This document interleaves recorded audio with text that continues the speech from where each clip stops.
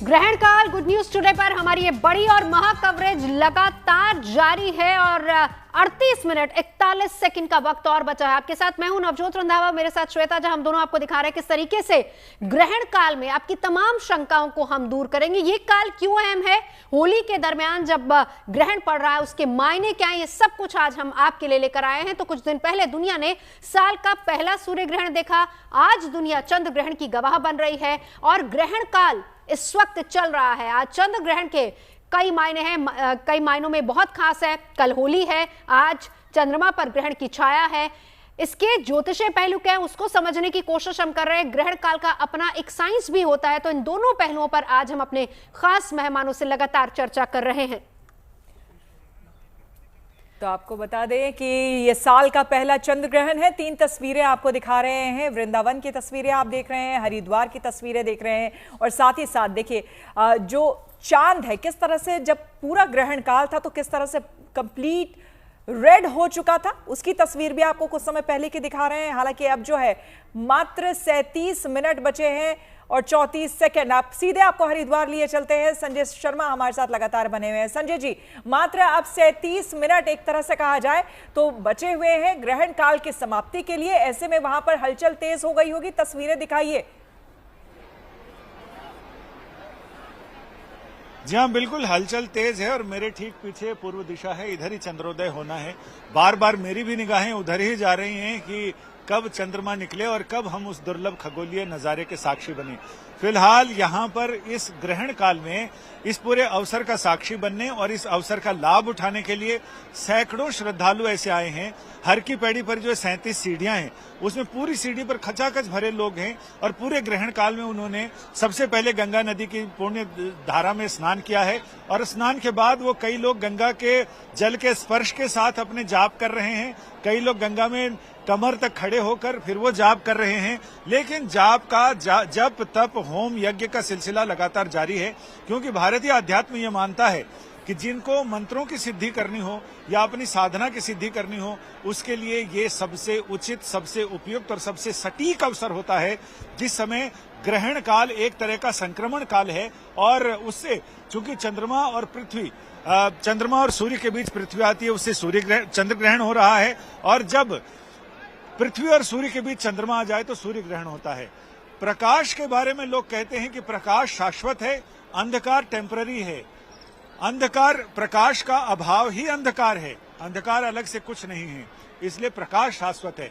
लेकिन उस प्रकाश में जब कोई अवरोध आता है तो उसका असर न केवल हमारे मन पर, हमारी आत्मा पर, बल्कि इस पूरी प्रकृति पर, जड़ जीव सब पर पड़ता है और ग्रहण का असर भी यही होता है। इसलिए उस असर को कम करने के लिए ये तमाम आध्यात्मिक चेतना जागृत की जाती है।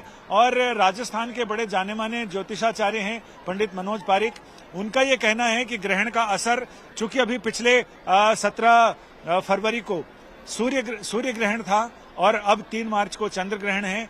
चंद्र ग्रहण और सूर्य ग्रहणों का असर ज्यादा पड़ता है और यही वजह है कि सूर्य ग्रहण के आसपास शुरू होने के पहले से ही पूरी दुनिया में युद्ध की स्थितियां बनी हुई हैं और युद्ध लगातार चल रहे हैं। हाँ। तो आगे इसकी क्या स्थिति होगी, उनका तो ये कहना है कि स्थिति और भयावह होने वाली है, क्योंकि 2 ग्रहणों का योग अपने आप में डबल इस तरह की शक्तियां पैदा करता है। तो ऐसे में भारतीय अध्यात्म ये कहता है कि इन तमाम चीजों को न्यूट्रलाइज करने के लिए, मटेरियलाइज करने के लिए इस तरह की गतिविधियां आवश्यक हैं। तो लोग अपने भले के लिए और लोक कल्याण के लिए इस तरह की गतिविधियों के लिए यहाँ आए हैं। बिल्कुल, जहां आप खड़े हैं आप भी इंतजार कर रहे हैं चंद्रोदय का, हम भी यहाँ से इंतजार कर रहे हैं कि वहां पर चंद्रोदय और आप उसकी तस्वीरें भी हमें दिखाएं, क्योंकि 34 मिनट और 36 सेकंड का वक्त अभी ग्रहण काल का बचा है। जो समय बताया जा रहा है संजय जी, 6:47 पर समाप्ति होगी इस ग्रहण की, लेकिन क्योंकि सूतक काल सुबह से मान्य है 6:20 से, इसके बाद मंदिरों के कपाट कितने बजे खोलेंगे, क्योंकि लोग आज होलिका दहन के लिए भी जाएंगे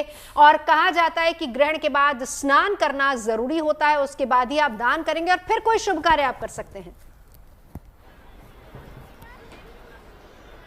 जी हाँ नवजोत, मंदिरों के कपाट अभी बंद हैं, पर्दे लगे हैं, हमारे कैमरामैन प्रदीप गुप्ता दिखा रहे हैं। और यहाँ पर हरिद्वार के विद्वानों का यह कहना है कि 6:17 पर चंद्रमा उदित होना शुरू होगा। तो वो दिखाई पड़ते हुए कम से कम 10 मिनट और लग जाएंगे। तो लगभग 6:30 बजे के आसपास चंद्रोदय होगा। ग्रस्त होता हुआ चंद्रमा उदय होगा, इसीलिए इस चंद्र ग्रहण को ग्रस्तोदय चंद्र ग्रहण भारत में कहा जाता है। जो कैलिफोर्निया और अमेरिका के कुछ शहर हैं जो दक्षिण अमेरिका के, वहां जरूर लोगों ने पूर्ण चंद्र ग्रहण का नजारा देखा है। ये दुर्लभ खगोलीय घटना के साक्षी बने हैं। और ऐसे में ये जो कहना है कि ग्रहण का असर हर एक राशि, जिस राशि में जो जातक है उस पर उसी तरह से उसका असर पड़ता है। तो फिलहाल अभी ये कहा जा रहा है कि गंगा आरती है, जो सामने ही गंगा आरती का स्थान बना हुआ है, यहाँ 6:20 की बजाय ग्रहण की वजह से अब 8 बजे रात को गंगा आरती होगी। तो गंगा आरती के साक्षी बनने के लिए, ग्रहण काल के बाद की गंगा आरती के साक्षी बनने के लिए यहाँ पर हजारों लोग घाट पर जुटे हुए हैं।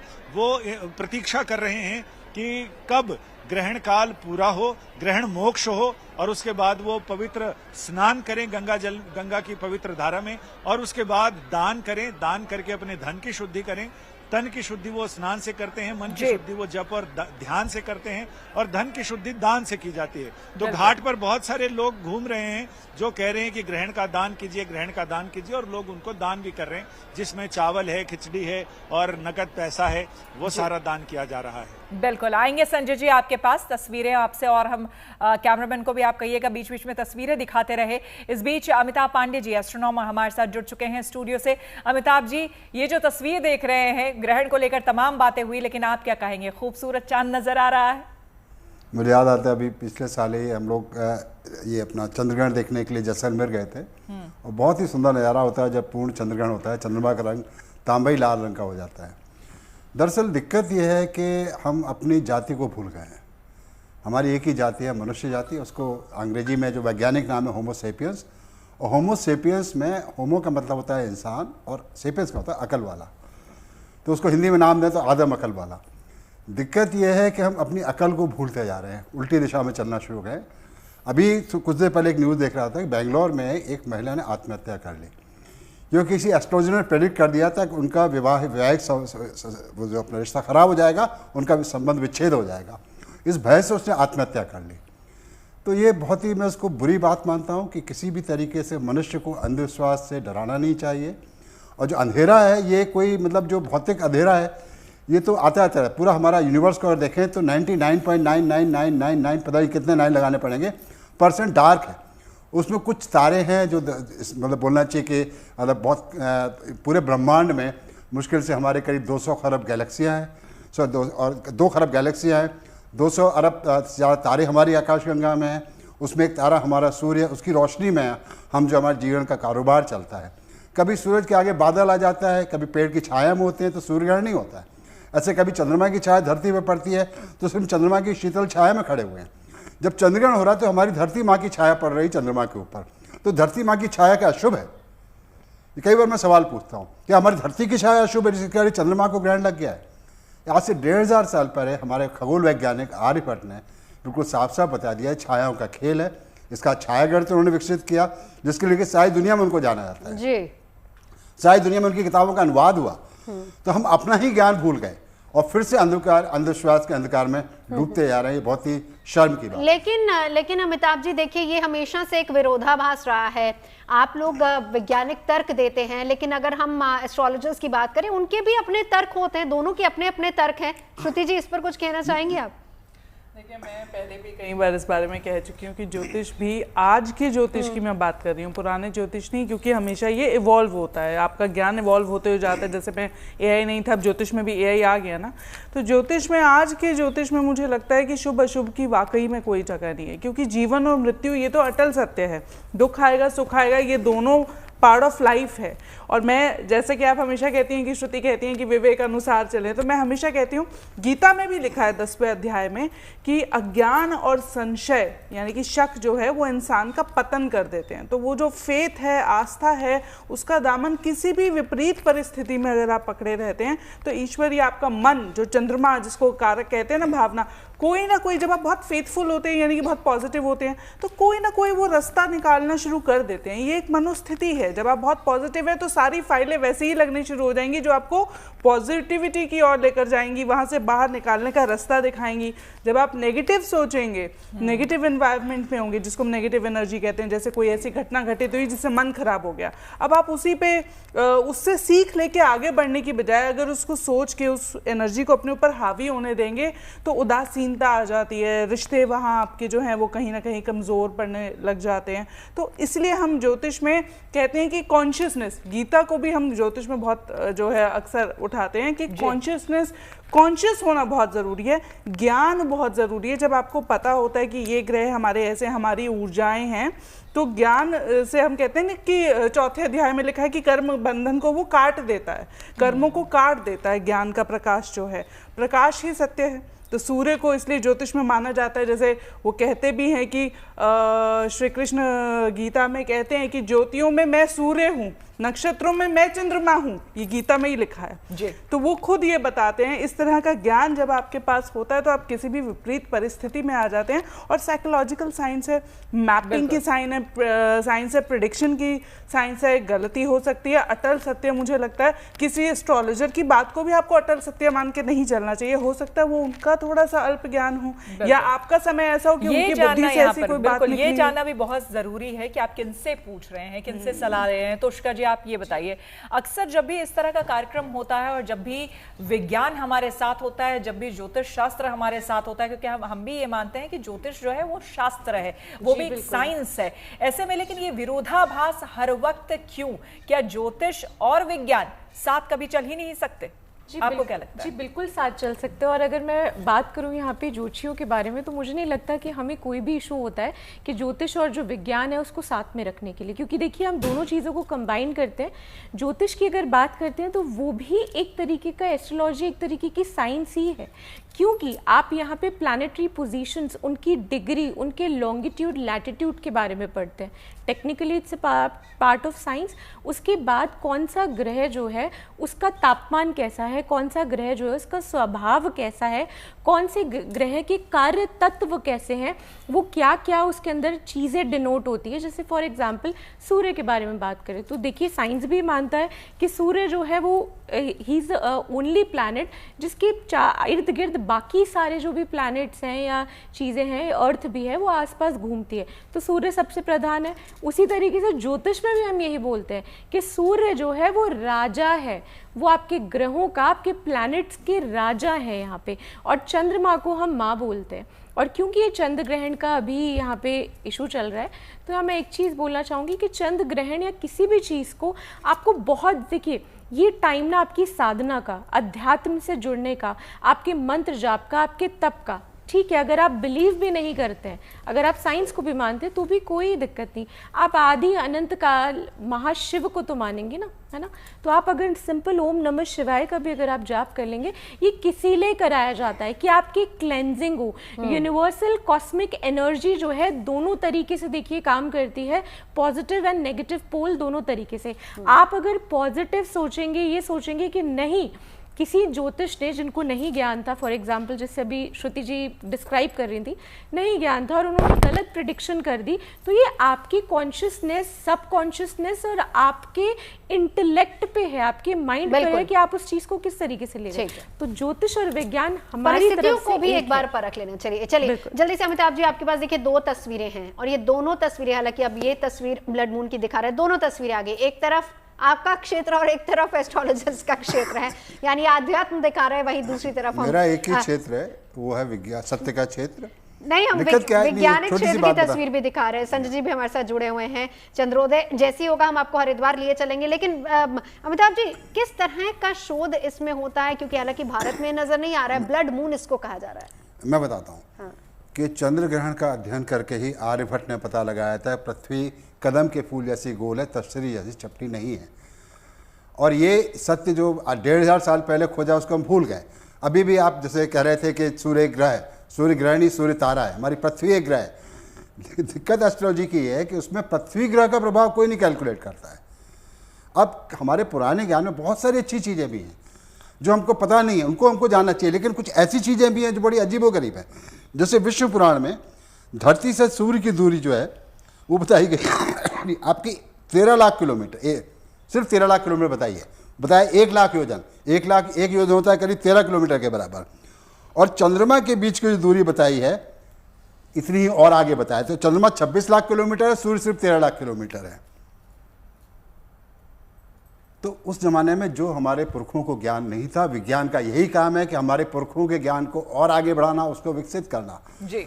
अगर एस्ट्रोलॉजर जो है, अगर सारे आधुनिक विज्ञान ने जो खोजें की है उनको स्वीकार कर लेंगे तो पूरी दुनिया ही बदल जाएगी। फिर हम इस अंधविश्वास से भी बाहर निकल आएंगे कि सूर्य ग्रहण से कोई नुकसान होता है, चंद्र ग्रहण से कोई नुकसान मुझे होता लगता है अमिताभ जी क्या करना चाहिए, कैसे आगे और अपने आप को और ज्यादा एनहांस करना चाहिए इस चीज पे, उस पर हम अलग से एक विषय पे बात करेंगे। लेकिन फिलहाल आपसे हम ये जानना चाह रहे थे कि वैज्ञानिक दृष्टिकोण से आज का दिन, आज का समय कितना महत्वपूर्ण होता है, किस तरह के रिसर्चर्स होते हैं, किस तरह के स्टडी आज के दिन वैज्ञानिक करते हैं, ये बताइए। चंद्रग्रहण अब वैज्ञानिक खोज के क्षेत्रों से, विज्ञान से बहुत आगे निकल गया। हम चंद्रमा पे, हमारा अंतरिक्ष यान खुद का उतर गया है। बिल्कुल। और हमारा अभी कुछ ही सालों में हमारे अंतरिक्ष यात्री भी चंद्रमा पे जाएंगे और चंद्रमा पे हमारा भी एक घर बनेगा।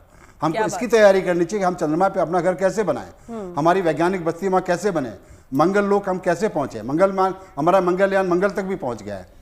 उसके लिए आपको आधुनिक विज्ञान से सीखने की जरूरत है। ठीक है। अब चंद्रमा कोई ना शुभ है, ना शुभ है, ना मंगल कोई शुभ है, ये सारे ग्रह शुरू कर दीजिए।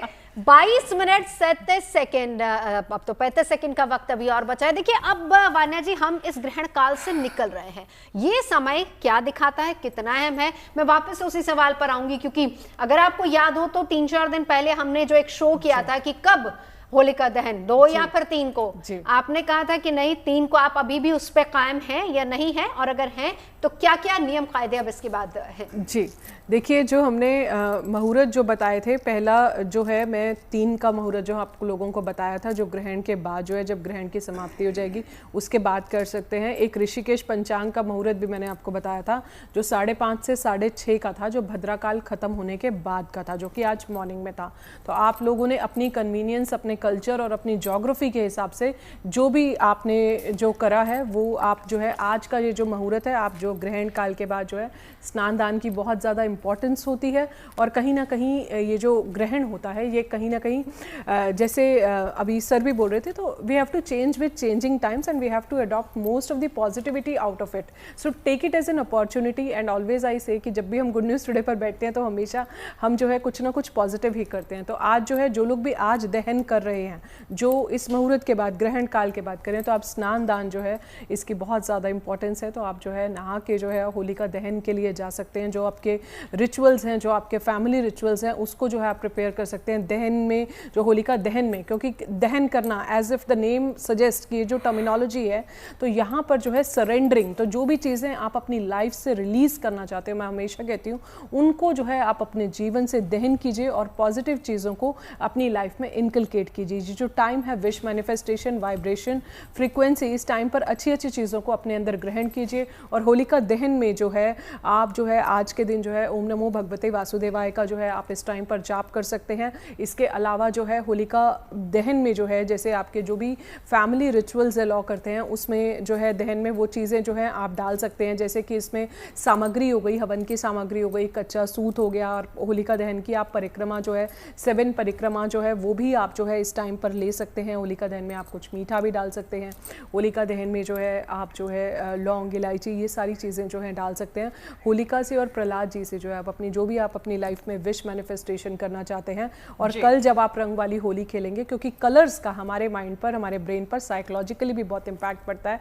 आप अच्छे ब्राइट कलर्स के साथ जो है ऑर्गेनिक कलर्स के साथ, फूलों के साथ जब आप होली खेलते हैं, और कहते हैं जो भी डिफरेंसेस होते हैं, जो भी डिस्टेंसेस होते हैं, देखिए छोटी सी जिंदगी है, आप लोगों के साथ मैं कहती हूँ कि अगर किसी के साथ आप लोगों का कुछ मनमुटाव चल भी रहा है, सो कल का दिन वो सबसे बेस्ट टाइम है अपने उन ग्रजेस को जो है क्लियर करने का, दूर करने का। तो आप जो है बहुत अच्छे से एक फॉरगिवनेस और पॉजिटिव नोट के साथ एक नई शुरुआत कीजिए। ग्रहण अब समाप्त हो गया, एक न्यू बिगनिंग और न्यू इनिशिएटिव कीजिए। मात्र 19 मिनट का वक्त बचा है और 31 सेकंड। देखिए समय जो है धीरे धीरे कम हो रहा है, लेकिन तस्वीरें हरिद्वार की आपको दिखाते हैं। संजय शर्मा जी हमारे साथ लगातार बने हुए हैं। वहां पर हजारों लोग, हजारों श्रद्धालु श्रद्धालु पूरे आस्था और श्रद्धा भाव से इस वक्त वहां मौजूद हैं। संजय जी दिखाइए, क्योंकि इसके बाद अब सबसे पहले बताइए, ग्रहण काल समाप्त होने के बाद क्या होगा? क्या तमाम श्रद्धालु यहां पर पहले स्नान करेंगे और उसके बाद यहां पर फिर आगे पूजा अर्चना शुरू होगी? जी हाँ, बिल्कुल। जिन लोगों ने अपनी साधना में पूरा ग्रहण काल बिताया है वो सारे लोग जरूर स्नान करेंगे, लेकिन जो लोग यहाँ पर गंगा आरती के साक्षी बनने बैठे हैं वो सारे लोग स्नान नहीं करेंगे। लेकिन जिन लोगों ने अनुष्ठान रखा है, मेरे सामने कैमरामैन दिखा रहे हैं, वहाँ पर हवन चल रहा है, लोग आहुतियाँ दे रहे हैं और इसके साथ ही लोग गंगा का स्पर्श करते हुए, अपने शरीर का गंगा जल से स्पर्श करते हुए जप तप कर रहे हैं, वो सारे लोग स्नान जरूर करेंगे और स्नान करके पूरी शुद्धि करने के बाद फिर वो दान वगैरह करेंगे और मंदिरों की धुलाई होगी और मंदिरों के कपाट खोल दिए जाएंगे दर्शनों के लिए। और उसी समय गंगा जी का विशेष, गंगा जी की जो रजत प्रतिमा है, चांदी की बनी हुई मूर्ति है, उनका विशेष अभिषेक होगा और फिर यहीं जहां वो मंच बना है संगमरमर का, वहीं पर उनको स्थापित किया जाएगा और गंगा आरती का आयोजन होगा। यानी जो रोजाना की आरती है उसका अभी का समय 6:20 है। सूर्यास्त से कुछ समय बाद संध्या आरती होती है। तो आज ग्रहण की वजह से, ग्रहण मोक्ष काल के बाद जब मंदिरों की सफाई हो जाएगी, मूर्तियों का जो प्रतिमाएं विग्रह हैं उनका अभिषेक हो जाएगा, उनके अभिषेक के बाद फिर उन्हें यहाँ लाया जाएगा चांदी की पालकी में समारोह पूर्वक और यहाँ पर उनकी गंगा आरती की जाएगी। तो गंगा आरती के साक्षी बनने के लिए ये सारे दर्शकों का वृंद, श्रद्धालुओं का यहाँ पर मौजूद है। वो प्रतीक्षा कर रहे हैं कि कब चंद्रोदय हो और चंद्रमा के दर्शन करें और ग्रहण का मोक्ष हो जाए। मोक्ष के बाद फिर लगभग 7:45 बजे उपज छाया भी जो निकल जाएगी और चंद्रमा बिल्कुल पहले की तरह स्वच्छ और निर्मल दिखाई पड़ेंगे।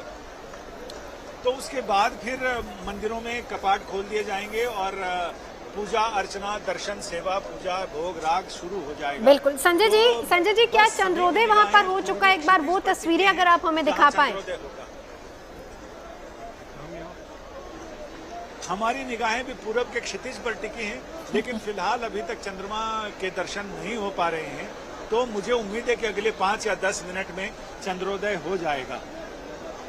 बिल्कुल। तो सीधे हरिद्वार से संजय जी हमें तस्वीरें दिखा रहे हैं और वाकई ये जो समय है, ये जो माहौल होता है ना, बिल्कुल आध्यात्मिक, भक्ति में। और जाहिर सी बात है श्रुति जी, आप ये बताइए, मतलब ये तो देख के ही हम यहाँ से महसूस कर सकते हैं कि जो सकारात्मक ऊर्जा वहां से निकल रही है। देखिए, हजारों हजार लोग भगवान का नाम जप कर रहे हैं। कैसे आपके जीवन में सकारात्मकता ये नहीं लाएगी? लाएगी ही लाएगी। बिल्कुल, हमारे यहाँ की सामाजिक व्यवस्था है ही इतनी खूबसूरत कि हम हर दिन त्योहार पर्व को जो है एक सामूहिक चेतना जो है उसको हैप्पीनेस में कन्वर्ट करते हैं। क्योंकि देखें, जब भी हम कहते हैं कि देखिए प्रोस्पेरिटी आएगी, अड़चने आ रही हैं, those are part of life, लेकिन हमें फोकस करना है पॉजिटिविटी पे, तो वो बहुत ज़्यादा वहाँ पे इम्पॉर्टेंट हो जाता है। तो इस तरह की चीज़ें जब हम देखते हैं तो वाकई ये बहुत ज़्यादा खूबसूरत लगने को लगता है। और साथ ही साथ हम इतनी सारी शोध पे बातें कर रहे थे तो मेरे मन में एक ये भी ख्याल आया था कि हम भद्रा की बहुत सारी बातें कर रहे थे कि देखिए भद्रा के साये में है। तो आपको एक बहुत इंटरेस्टिंग यहाँ पे एस्ट्रो फैक्ट बताती हूँ उसको लेके। देखिए, जब हम इंडियन कैलेंडर में तिथि कैलकुलेट करते हैं तो 12 डिग्री की एक तिथि होती है। सूर्य और चंद्रमा के बीच में जितना भी डिग्री का गैप होता है, क्योंकि हमें एक सर्कल 360 डिग्री का होता है, उसी हिसाब से मान के चलते हैं, तो जितना भी गैप होता है उसको हम 6 से डिवाइड कर देते हैं। क्योंकि 11 करण, पहले तो भद्रा एक करण है, विष्टिकरण, जिसको भद्रा हम कहते हैं, तो 6 डिग्री का वो एक करण होता है। तो जो भी हमारे पास नंबर आता है, जितने भी डिग्री का गैप है उसको 6 से डिवाइड करके जो नंबर आएगा वहाँ से वो करण एप्लीकेबल हो जाएगा। करणों के नंबर्स होते हैं, 11 करण है ना, तो 8वें नंबर का करण जो होता है वो भद्रा करण होता है। 8 नंबर हम शनि से जोड़ के भी देखते हैं। तो जो हम मैक्रो लेवल पे ज्ञान यहाँ पे लगाते हैं वो कहीं ना कहीं हम उसको बहुत डीप डाउन फिर माइक्रो लेवल पे भी जाके टेस्ट करते हैं कि क्या वो वहाँ पे चल रहा है। और इसी कारण कहा जाता है 8 नंबर का ये करण है, 8 नंबर का शनि है, तो हम कहते हैं देखिए आपके लॉसेस आते हैं या अड़चने आती हैं या डिलेज आती हैं, इसलिए हम कहते हैं कि उस साये में हम इस काम को जो है नहीं शुरू करेंगे, या कुछ जो नया पेपर वर्क है, साइन साइन करना, फॉर्म सबमिशन, पार्टनरशिप कॉन्ट्रैक्ट, इस तरह की चीज़ें जो है वो उस मोमेंट में नहीं करते। खास तौर पे दिन त्योहार जो होता है वो एक ऐसा समय होता है जब हम मीटिंग करके मिलने का तो बहाना चाहिए ना। अब तो हमें मिल गया कि होली आ गई तो हम मिलने जा रहे हैं, उसी बहाने साथ में काम भी कर ला रहे हैं।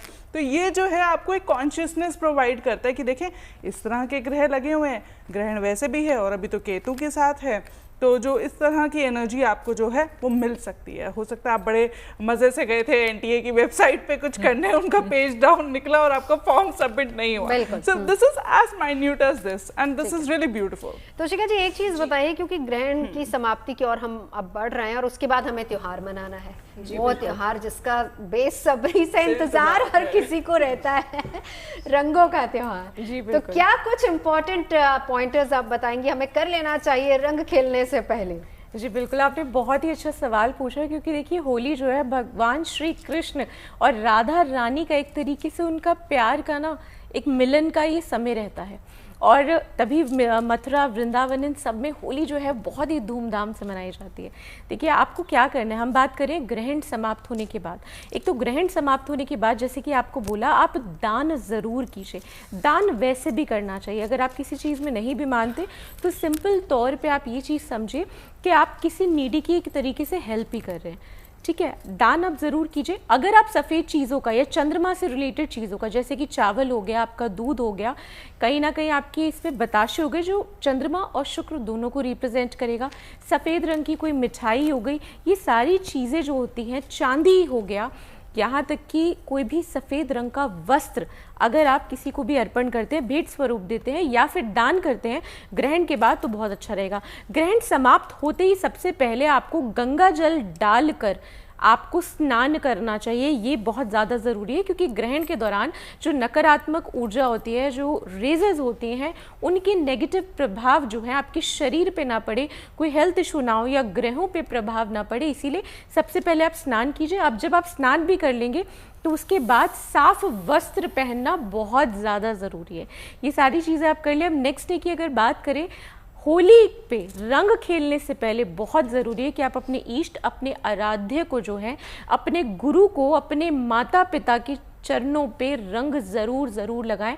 इसका काफ़ी ज़्यादा महत्व माना गया है, आप ये चीज़ ज़रूर करें। साथ के साथ जब भी आप होली खेलने जा रहे हो तो बहुत लोग मैंने देखा है कि सरसों का ना तेल लगा लेते हैं अपनी बॉडी पे कि जो रंग है वो निकल जाएगा, पर मैं आप एक चीज़ बोलूँगी, जो सरसों का तेल है वो सैटर्न प्लैनेट को यहाँ पे रिप्रेजेंट करता है।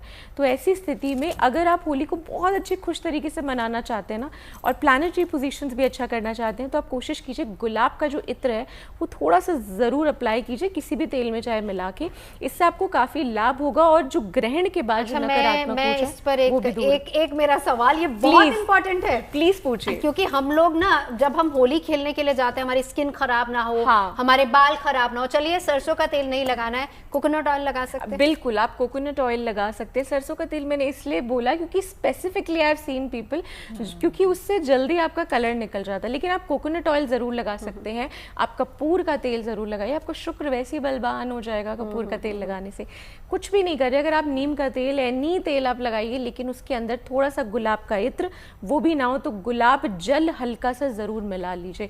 और जब आप होली खेल के आ जाए, एक पॉइंट मैं यहाँ पे जरूर बोलना चाहूंगी, क्योंकि इतने लोगों ने आपको रंग लगाया, किसकी एनर्जी पॉजिटिव थी, किसकी नेगेटिव थी, ये जज करना बहुत मुश्किल होता है। तो ऐसी स्थिति में जब आप नहाएंगे तो आप नमक, नॉर्मल नमक नहीं, सेंधा नमक, ये रॉक सॉल्ट के पानी से उसके अंदर थोड़ा सा सिनेमन डालकर और 2 लौंग डालकर अगर आप स्नान करते हैं, तो जितने भी लोगों की नकारात्मक ऊर्जा है, आपने कपड़े अच्छे पहने हैं, आप बहुत प्रिटी लग रहे थे, या फॉर एग्जांपल किसी की इंटेंशंस आपको लेके पॉजिटिव नहीं है, ये सारी नेगेटिविटी जो है वो निकल जाएगी। और एक चीज़ मैं ज़रूर बोलूँगी, होली के दौरान ना किसी से भी सफ़ेद रंग की मिठाई जो है, सफ़ेद रंग की मिठाई जो है आप दान दे रहे हैं, वो एक अलग बात है, क्योंकि आप दान जिनको दे रहे हैं उनको नीड है, उनको ज़रूरत है, लेकिन आप लोग सफ़ेद रंग की मिठाई किसी से भी ग्रहण ना करें और कोशिश करें अगर बाल बांध के होली खेले तो बहुत अच्छा रहेगा। नहीं, हम तो गुजिया हमारी फेवरेट है, गुजिया बिल्कुल तो आप हम ट्राई करते, गुजिया ही खा ली तो ज्यादा सफ़ेद रंग की जो दूध से बनी मिठाई। बिल्कुल, और बाल इसलिए भी बांधते हैं कि रंग ज्यादा अंदर ना जाए बालों में, इसीलिए वो सब हम कर लेते हैं। चलिए, तो हमारी ये महा कवरेज भी जारी है, और देखिए कल के टिप्स भी आपको हम बता रहे हैं कि होली आप खेलें तो कैसे खेलें। हम उसमें ब्यूटी टिप्स भी दे रहे हैं। एग्जैक्टली, आप ब्यूटी टिप्स वाली बात एग्जैक्टली कि आप होली खेलने के बाद भी हमारे जैसे कैसे लग सकते हैं। तो साल का पहला चंद्र ग्रहण 100 साल बाद ऐसा संयोग लगा है कि होली के ठीक एक दिन पहले इस तरह का संयोग है। कितना दुर्लभ है, तमाम चर्चा हमने की, लेकिन अब ग्रहण का समाप्ति पर है। मात्र 3 मिनट यहां बचे हैं। हरिद्वार से सीधी तस्वीरें आपको हम दिखाएंगे, संजय जी वहां पर बने हुए हैं। लेकिन अब हम बात कर लेते हैं कि किस तरह से हरिद्वार में, जैसे हमने आपको तस्वीरें दिखाई, वहां पर जप तप लोग लगातार कर रहे हैं। स्टूडियो में यहाँ वानिया जी लगातार यहाँ पर जप कर रही हैं। वानिया जी ये बताइए, हम लगातार आपको देखते भी जा रहे हैं, जब तक ये पूरे कार्यक्रम को हमने किया, आप जब तक जवाब देना तब तक जवाब दे रही है, उसके बाद आप लगातार जप भी कर रही हैं। एक तो मंत्र क्या कुछ स्पेशल है तो वो सबको पता है, सबको मालूम होना चाहिए। और दूसरा, जैसे ही ये ग्रहण काल अब 2 मिनट बाद समाप्त हो जाएगा, उसके बाद सबसे पहले लोग क्या करेंगे? Thank you Shweta ji, thank you Navjot ji. यहाँ पर जो है जो मंत्र इस टाइम पर जो मैं चैंटिंग कर रही थी, मैं ओम नमः शिवाय की ही चैंटिंग कर रही थी और नमः शिवाय की चैंटिंग कर रही थी। थोड़ी देर मैंने अपना गुरु मंत्र जो है उसको भी साथ में लिया और थोड़ी देर मैंने चंद्रमा का बीज मंत्र जो है ओम श्राम श्रीम श्रोम सहा चंद्रमसे नमा का भी जो है जाप किया। अभी भी 2 मिनट 14 सेकेंड जो है बाकी है।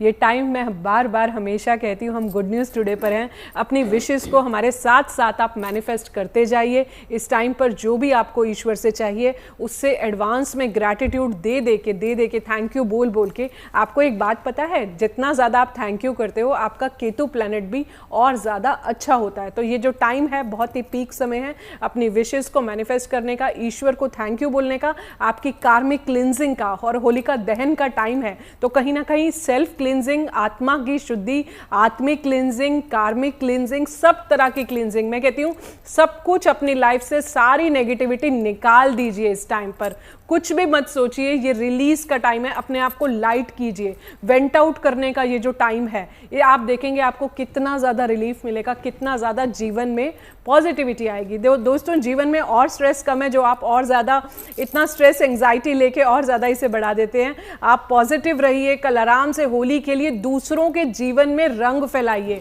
ये त्यौहार ही रंगों का है और इस टाइम पर जितना आप मंत्र जाप करते हैं, अभी भी 1 मिनट 4 सेकेंड बाकी हैं, तो इस टाइम पर भी भगवान से अपनी विशेस को जो है आप ज़रूर मांगिए। भोलेनाथ को अपनी आंखों के सामने जो है अगर आप विजुअलाइज करते हैं, ये समय जो है आपके लिए बहुत ज़्यादा अच्छा है। अपनी माँ का आशीर्वाद जो है आप ग्रहण के बाद ज़रूर लें, क्योंकि ये चंद्र ग्रहण है। फीमेल्स का, जो सीनियर फीमेल्स आपके घर में हैं, उनका भी आशीर्वाद लीजिए। और ग्रहण के बाद स्नान दान जो है उसका बहुत ही ज़्यादा इंपॉर्टेंस होता है। और चंद्रदेव को भी जो है, जब आपका मोक्ष काल भी खत्म हो जाता है, वहाँ पर भी जो है आप चंद्रदेव को भी प्रणाम कीजिए। और कहीं ना कहीं यूनिवर्स में जिसको आप ग्रैटिट्यूड दे सकते हो, जिसको आप ब्लेस कर सकते हो, ये वो समय है जो आपको अपनी तरफ से बहुत ज़्यादा पॉजिटिविटी आज और कल दोनों दिन जो है आपको इस टाइम पर स्प्रेड करनी है।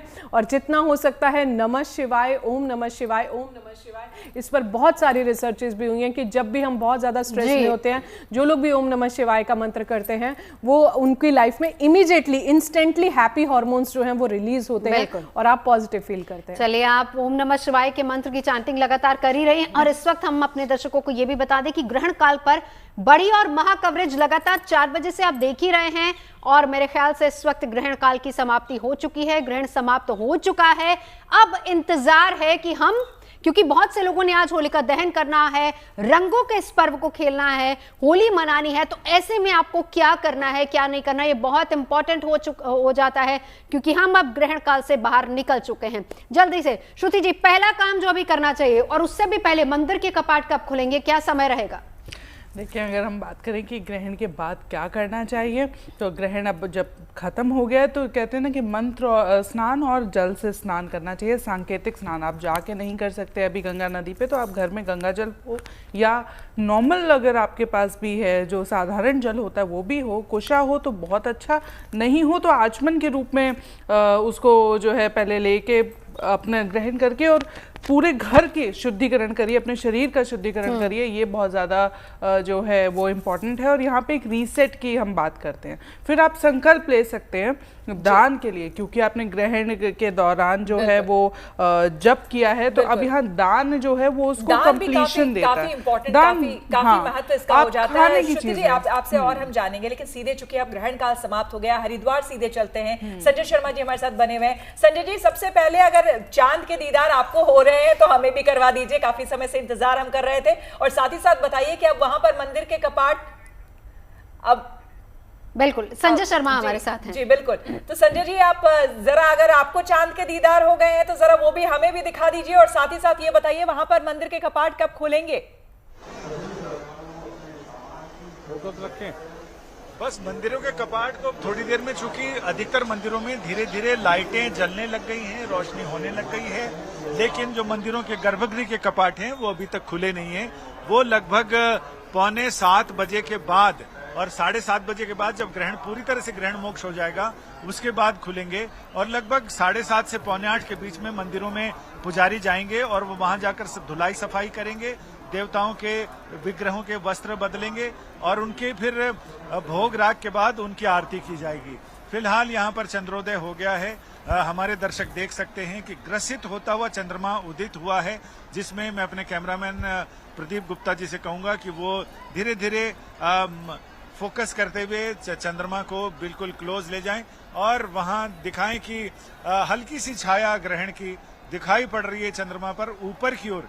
जैसे शिवजी के जटाजूट पर किनारे चंद्रमा शोभित होता है, वैसे चंद्रमा के किनारे ऐसा लग रहा है कि जटाजूट शोभित हो रहे हैं। और बस अब थोड़ी देर में ग्रहण मोक्ष हो जाएगा। ग्रहण मोक्ष होने के बाद जो उपछाया होती है, जो पृथ्वी के पूरी तरह से उस सर्कल से निकल जाने की का जो समय होता है, वो समय बस अब आने ही वाला है। और उस समय के आने के साथ ही फिर ग्रहण पूरी तरह से मोक्ष हो जाएगा और उसके बाद मंदिरों के कपाट खुल जाएंगे। इधर दिखाता हूँ, ये सामने मंदिर गंगा जी का पुराना मंदिर है, भागीरथ मंदिर। इसमें अभी तक रोशनी भी नहीं है, क्योंकि जस का तस स्थिति है, पुजारी अंदर गए नहीं है, कपाट लगे हुए हैं, पर्दे चमकते हुए दिखाई पड़ रहे हैं। और सामने जो इधर मंदिर हैं, उन मंदिरों में बाहर की रोशनी तो कर दी गई है, लेकिन अंदर कपाट खुले नहीं हैं। कपाट खुलने के बाद फिर दर्शन खुलेंगे और उसके बाद फिर देव विग्रहों का अभिषेक करने के बाद, उनके वस्त्र बदलने के बाद फिर आगे का कार्यक्रम शुरू होगा। और गंगा आरती के लिए भी 8 बजे का समय है, तो 7:45 बजे करीब गंगा जी की पालकी यहाँ पर लाई जाएगी और उसके साथ ही फिर गंगा आरती का उपक्रम शुरू हो जाएगा।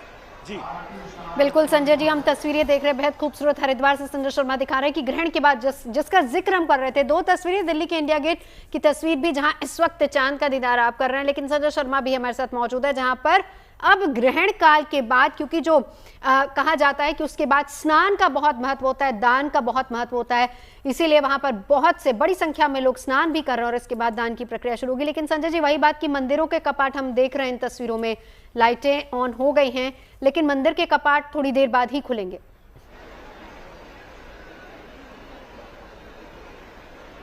जी हाँ, आवाजाही शुरू हो गई है पुजारियों की मंदिर के अंदर और अब थोड़ी ही देर में लग रहा है कि शुद्धि के साथ कपाट खोल दिए जाएंगे। पहले पूरा मंदिर की धुलाई सफाई होगी और उसके बाद फिर मंदिरों में भोग राग और सेवा आरती शुरू हो जाएगी। तो यहाँ भी गंगा आरती के लिए तैयारियां शुरू हो गई हैं। जो दरिया हैं वो बिछाई जा रही हैं सीढ़ियों पर और अभी थोड़ी देर में ढोल और नगाड़ों के साथ जो दमामे होते हैं, दमाऊ, उसके साथ गंगा जी की और घंटे बजाते हुए गंगा जी की पालकी को लेकर थोड़ी देर में आने वाले हैं लोग। बिल्कुल, बेहद खूबसूरत तस्वीरें, आध्यात्मिक सुंदरता जो हमारी है, हमारे देश की जो परंपरा, हमारी संस्कृति है, उसकी ये खूबसूरत तस्वीरें सीधे आपको हम हरिद्वार से दिखा रहे हैं, जहां पर अब चंद्रोदय हो चुका है और चंद्र ग्रहण के बाद अब क्या कुछ करना चाहिए ये आपको हम बता रहे हैं। देखिए, सबसे पहले स्नान करने की बात कही जा रही है। तो शिखा जी, ये बताइए कि अब चूंकि चंद्र ग्रहण जो है उसकी समाप्ति हो चुकी है, चंद्रोदय हो चुका है। अब जैसे जो लोग घरों में, हरिद्वार में तो एक अलग बात है क्योंकि वो जगह ही देवभूमि है और वहां पर अब उस हिसाब से वहां पर नियम कानून जो है वो फॉलो किए जाते हैं, लेकिन घरों में जो लोग हैं उनको सबसे पहले अब क्या करना चाहिए? अपने मंदिर को कैसे स्वच्छ करें, खुद क्या करें? जी, सबसे पहले तो आपने स्नान करना है, जैसा कि मैंने आपको अभी पोस्ट में बताया, स्नान करना है जिसके अंदर आपने गंगा जल जो है वो थोड़ा सा ज़रूर डालना है और चाहे तो आप सेंधा नमक या फिर सिनेमन पाउडर डाल के भी आप स्नान ज़रूर करें।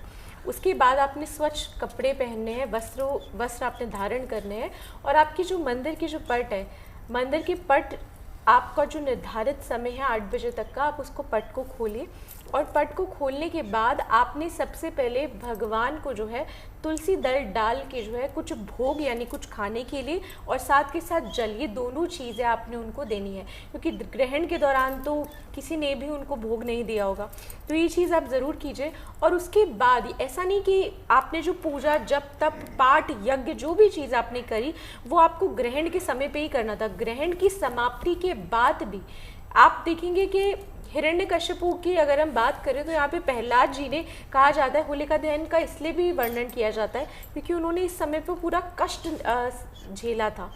तो इस समय का आप सभी को सदुपयोग करना चाहिए। होलिका दहन के बाद भी जो खुशहाली जो होली आ रही है उसके लिए ऊर्जा, आपका घर पॉजिटिव रहे, आपने क्या करना है, गंगा जल का छिड़काव जो है अपने पूरे घर में करना है। अगले दिन यानी कल होली वाले दिन अगर आपके घर में मॉपिंग होगी तो मॉपिंग में जो है थोड़ी सी फिटकरी और साथ के साथ सेंधा नमक डाल के अगर आप मॉपिंग कराएं तो बहुत अच्छा रहेगा। और इसके साथ साथ तुलसी दल जो है उसका सेवन आप और आपके घर में सभी लोग अगर करें तो उसके लिए बहुत अच्छा। एक बार वाना जी जल्दी से आपके पास आते हुए, वो लोग जो अभी होलिका दहन के लिए जाएंगे उसका एक शुभ मुहूर्त अभी के लिए आज की तारीख में अभी बता दीजिए। जी, अभी उसमें जो है आप लोग जो है अभी ग्रहण के बाद स्नान दान करके 8:50 तक जो है होलिका दहन कर सकते हैं, क्योंकि इसमें जो है अभी ग्रहण भी जो है वो समाप्त हो चुका है। स्नान दान आप कीजिए और उसके बाद जो आप दहन जब आप जा रहे हैं तो वहाँ पर अपने घर से जो है स्पेशली अब अगर आप थोड़ी सी सामग्री जो है लेके जाते हैं और थोड़ा सा अगर आप गुलाल जो है इस समय पर लेके जाते हैं तो वो भी आपके लिए बहुत ज़्यादा अच्छा है। और आप थोड़ा सा कपूर भी लेके जाइए, लौंग लेके जाइए, इलायची जो है लेके जाइए, एक सूखा नारियल जो है अगर आप लेके जाते हैं, और इसमें भी जो है अगर आप थोड़ा सा चीनी और बूरा जो है आप भर के जो है लेके जाते हैं तो बहुत अच्छा है। अपने सिर के ऊपर से 7 टाइम्स, क्योंकि अब ग्रहण भी खत्म हो गया, तो 7 टाइम्स अपने सिर के ऊपर से नारियल को एंटी क्लॉकवाइज घुमा के जो है वो भी आप होलिका दहन में डाल सकते हैं। आप जटा वाला नारियल डाल सकते हैं, लौंग इलायची जो है यहाँ पर डाल सकते हैं। और इसके अलावा अपने घर से आप कुछ मीठा बना के लेके जा सकते हैं, वो भी आप डाल सकते हैं। बतासे जो है वो आप डाल सकते हैं, चीनी डाल सकते हैं, कुछ मिठाई जो है वो भी आप डाल सकते हैं, कच्चा सूत जो है उससे आप 7 राउंड्स ले सकते हैं। अगर आपकी मैरिड लाइफ में बहुत सारे इश्यूज आ रहे हैं तो हस्बैंड वाइफ एक साथ मिलके अगर 7 परिक्रमा होलिका दहन की करते हैं और वो सूत को जो है उसके 7 राउंड्स जो हैं अगर आप होलिका दहन पर जो है इस टाइम पर डालते हैं वो भी अच्छा है। साबत अनाज डाल सकते हैं, मूंग डाल सकते हैं, सतनाजा जो है वो भी डाल सकते हैं। पर याद रखें अभी ग्रहण आपका जस्ट खत्म हुआ है, स्नान करके दान करके मंदिरों के कपाट खोल के गंगा जल से अपनी सेल्फ क्लींजिंग करके, घर की क्लींजिंग करके, उसके बाद जल्दी से जो लोग आज दहन कर रहे हैं वो आप जल्दी से चले जाइए। और उसके बाद जो है वहां पर थोड़ी देर जो है प्रहलाद जी को भी आप इस टाइम पर स्मरण करके और जो भी आप अपनी लाइफ में मैनिफेस्ट करना चाहते हैं उस टाइम पर जो है आप जरूर करें। होलिका की अग्नि में जो है बहुत ज्यादा जो है शक्ति होती है उस टाइम पर। जो चीजें आपके जीवन में नहीं वर्क करें उनको रिलीज करके आइए। और जो विश्व की अभी परिस्थितियां चल रही हैं, मैं आपसे ये कहती हूं कि आप सर्वे भवंतु सुखिना जो है और अपनी पॉजिटिविटी और सबके लिए पूरे विश्व में शांति के लिए प्लीज एक प्रेयर जो है, ये जीएनटी का एक मैसेज है, प्लीज एक प्रेयर जो है आप जरूर करके आइए और शांति पाठ आप वहां पर जरूर करके आइए, ये बहुत ज्यादा इंपॉर्टेंट है। बिल्कुल वाना जी, आपने बहुत सही बात बताई, क्योंकि आज कई लोग होलिका दहन आज भी करने वाले हैं। ऐसे में श्रुति जी आपसे समझना चाहूंगी कि वाना जी ने जो बताया कि जो सामग्री हमें घर से ले जानी है, कैसे करना है, क्या क्या चीजें उसमें डाले, अर्पित करें, लेकिन आपसे ये भी जानना चाहूंगी क्योंकि कई लोगों को मैंने देखा है कि जब परिक्रमा वो कर लेते हैं, पूजा कर लेते हैं, तो होलिका की जो राख है वो अपने घरों तक ले जाते हैं। उसके पीछे किस तरह की मान्यता है, क्यों ले जाना चाहिए? क्योंकि इतना तो हम समझते हैं कि आज का दिन यानी होलिका दहन का दिन जो होता है नकारात्मकता को जलाने का दिन होता है। देखें, ये ना साधक की साधना का गूढ़ रहस्य है। जितनी भी हम साधनाएं करते हैं वो इसलिए करते हैं कि हम अपनी इंद्रियों से जो है ऊपर उठ सकें, पार पा सकें, क्योंकि मनुष्य जीवन में है तो आप बहुत चीज़ें उससे बंधी हुई हैं। तो ये जब हम राख जो है लेकर आते हैं, कई लोग उसको अपने माथे पे लगाते हैं, इंट्यूशन का जो 3rd आई होता है उससे, शून्यता आपका बर्डन हट जाए। आपका माइंड जो है ये एक सिंबॉलिक है कि वो जो माइंड जो है बर्डन है वो हट गया, आप एकदम शून्य फिर से जीरो पे आ गए, रीसेट हो गए। आपको परम ज्ञान की, आपको आखिरी परम सत्य पता है कि जीवन का क्या है, ज़्यादा से ज़्यादा क्या होने वाला है। तो वो एक रियलाइजेशन है आपके लिए, सिंबॉलिक रियलाइजेशन है जिसको हम अपने पास रखते हैं। साथ ही ये उसको भी दर्शाता है क्योंकि जब हम होलिका दहन कर रहे होते हैं तो हम कह रहे हैं कि हमारे जीवन की जितनी भी अड़चनें हैं, नकारात्मकता है, हम उसमें उसको भी दहन कर देते हैं साथ ही साथ। तो हम उस नकारात्मक का एक प्रतीक जो है शून्यता का प्रतीक अपने साथ रखते हैं कि अब कुछ नहीं है, समस्याएं खत्म, पॉजिटिव नोट के साथ जो है फिर से अपने जीवन की, अपने कार्यों की, शुभ कार्यों की जो है वो एक शुरुआत करी जाए। ये एक उस तरीके का सिंबॉलिज्म है। चलिए इसी पॉजिटिव नोट के साथ ये त्योहार आपके घर में, आपके परिवार में ढेर सारी खुशियां लेकर आए। बहुत बहुत शुक्रिया तमाम खास मेहमानों का हमारे साथ जुड़ने के लिए। तो ये थी हमारी बड़ी और महा कवरेज ग्रहण को लेकर, लेकिन इसके बाद शुरू हो रहा है होली का महापर्व और होली को लेकर भी गुड न्यूज टुडे पर हमारी बड़ी और महा कवरेज जारी रहेगी। देश में किस तरीके से होली के रंग बिखरे ये सब कुछ हम आपको दिखाते रहेंगे।